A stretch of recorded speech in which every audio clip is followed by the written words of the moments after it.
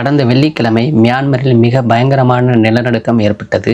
அந்த நாட்டின் வரலாற்றில் ஏற்பட்ட மிகப்பெரிய பேரழிவாக இது பார்க்கப்படுகிறது. இதன் விளைவாக அந்த நாடு 50 வருடங்கள் பொருளாதாரத்தில் பின்னோக்கி சென்றுள்ளதாக தகவல்கள் தெரிவிக்கின்றன. இது ஒருபுறம் இருக்க, அந்த நிலநடுக்கத்தால் ஏற்பட்ட உயிரிழப்புகள் 3000 கடந்துள்ளதாக தரவுகள் இன்று தெரிவிக்கின்றன. அதில் ஒன்றாக மியான்மர் நிலநடுக்கத்தால் இடிபாடுகளுக்கு கீழ் சிக்கியிருந்த நபர் ஒருவர் 5 நாட்களுக்கு பின் மீட்கப்பட்ட சம்பவமும் நடந்துள்ளது. அதுபோல 5 நாட்களுக்கு மேலானதினால் உயிர் இழந்தவரின் உடல்கள் கட்டிட இடுபாடுகளுக்கு இடையில் சிக்குண்டு அதிலிருந்து தோண்ட தோண்ட எடுக்கப்படும் கவலையான சம்பவம் நடந்தேறி வருகின்றது. உங்களுக்கு தெரிந்திருக்கலாம், மியான்மரில் தற்போது இராணுவ ஆட்சி நடைபெறுகின்றது. இதன் விளைவாக அங்குள்ள மக்களுக்கும் கிளர்ச்சியாளர்கள் என்று சொல்லப்படுகிற குழுவினருக்கும் இராணுவத்திற்கும் இடையில் எப்போதும் சண்டை நடந்து வருகிறது. இதில் கொடுமை என்ன எனில், தற்போது இப்படிப்பட்ட இயற்கை பேரிடர் நடந்த பின்பும் கூட மீட்பு பணிக்காக சென்ற வாகனம் இராணுவத்தால் தாக்கப்பட்டுள்ளதும் நடந்தேறியுள்ளது. இதன் விளைவாக எழுந்த கண்டன குரல்களால் இராணுவம் ஏப்ரல் 29ஆம் தேதி வரை சண்டை நிறுத்தத்தை அறிவித்துள்ளது. ஆகவே பொதுமக்களும் சரி, நிலநடுக்கத்தால் பாதிக்கப்பட்டவர்களும் சரி, மருத்துவ உதவிகளை பெற்றுக்கொண்டு இருப்பவர்களும் சரி, போதிய ஆதரவை பெற்று அவர்கள் இயல்பு வாழ்க்கையை சீக்கிரமாய் திரும்புவதற்காக நாம் ஜெபிக்கலாம்.